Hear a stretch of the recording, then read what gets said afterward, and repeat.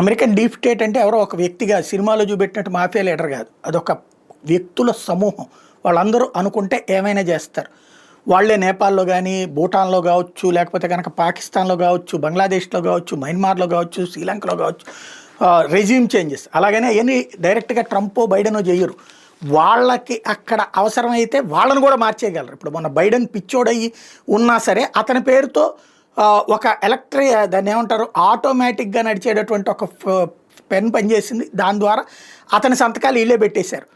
అట్లాగే అంతకుముందు ఒకప్పుడు అక్కడ ఒక అధ్యక్షుడిని లేపేసినటువంటి చరిత్ర కూడా ఉంది. అంటే ఈ వీళ్ళ ప్రయోజనాలు ఇందులో బొగ్గు గనులకు సంబంధించినటువంటి ఓనర్లు ఉంటారు, ఆయిల్కి సంబంధించినటువంటి ఓనర్లు ఉంటారు, ఆయుధాలకు సంబంధించినటువంటి కంపెనీల ఓనర్లు ఉంటారు.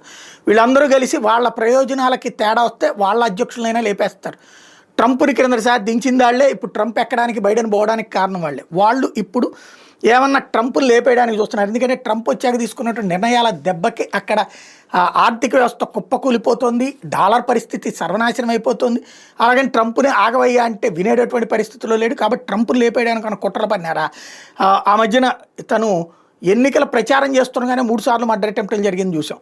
అయినా సరే అదృష్టవశాత్తు అతను బతికాడు. ఒక్కసారి చెవికి ఏదో గాయమైనట్టుంది, మిగతా టైంలో బతికాడు, ఏం కాకుండా కాపాడబడ్డాడు. ఇప్పుడు వచ్చేటప్పటికి ట్రంప్ అధ్యక్షుడు అయ్యాక ఆయనకి సంబంధించినటువంటి ట్రంప్కి సంబంధించినటువంటి ఎస్టేట్, బెడ్మిన్స్టర్లో ఉన్నటువంటి ఎస్టేట్ మీదకి వాస్తవంగా న్యూజెర్సీలో ఉంది.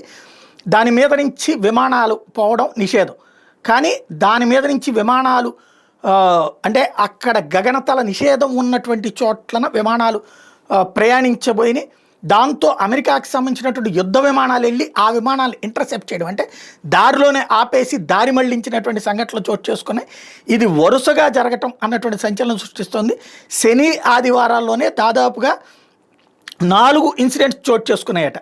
ఇవి ఒక్క ఆదివారమే 3 ఇన్సిడెంట్స్ చోటు చేసుకున్నారు, 2 ఇన్సిడెంట్స్ చోటు చేసుకున్నాడు. సండే మార్నింగు ఇలాంటిది జరిగింది. టోటల్గా 4 ఇన్సిడెంట్స్ ఈ మొత్తం వ్యవహార ఇంట్రూజన్ గగనతలంలోకి, అమెరికా అధ్యక్షుడి పైన నిషేధం ఉన్న గగనతలంలోకి విమానాలు చొచ్చుకురావడం, వాటిని తిప్పి పంపడం యుద్ధ విమానాల ద్వారా జరిగింది.